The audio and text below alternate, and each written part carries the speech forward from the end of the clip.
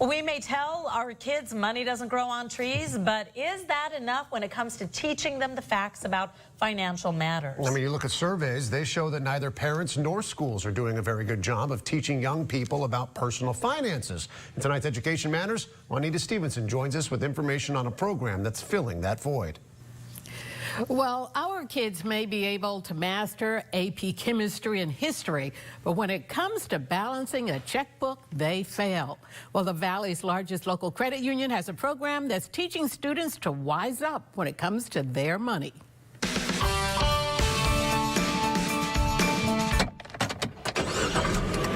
By the time they're 16, they're driving a car. They love to shop, and virtually all have a cell phone. But who's paying for all this? My parents do. And do they have any idea how much it all costs? No, I never realized that it cost that much. Financial literacy surveys show that when it comes to money matters, kids just don't have the knowledge, and their parents aren't doing a very good job of teaching them. I don't really manage my money that careful, I'm kind of careless with money since, I have my parents. We're here today to present you guys with a program called Wise Up with EECU. Here in the Central Valley, the Educational Employees Credit Union is going into Valley classrooms and teaching students the much-needed money management skills so many of them lack, starting with the basics. Just the normal information of a savings account, a checking account, how to balance a basic checkbook. EECU educators say most students don't even understand the difference between gross and net income. That's key if they're going to make a budget. So these are all the different taxes and benefits that come out of your check. These Selma High students learn quickly the difference between what their paycheck says they make and how much they get to put in their wallet. It'll make me realize that I don't have as much money as I thought I did to spend and to budget better. There's just not classroom work.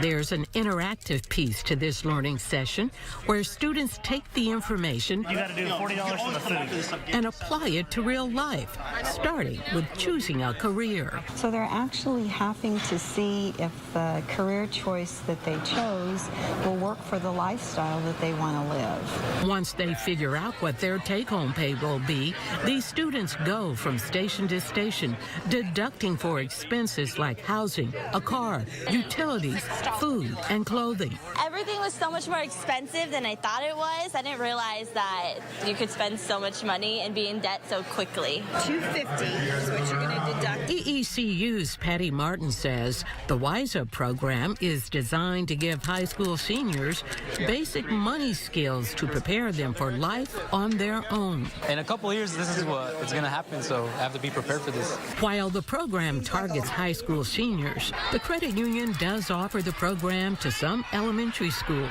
And although these youngsters may not be ready to go out on their own anytime soon, the classes give them a better understanding of what their parents face every day. Because I was like, Mom, why can't we get a two-story? And she's like, you will find out. And now I found out, and it's kind of crazy.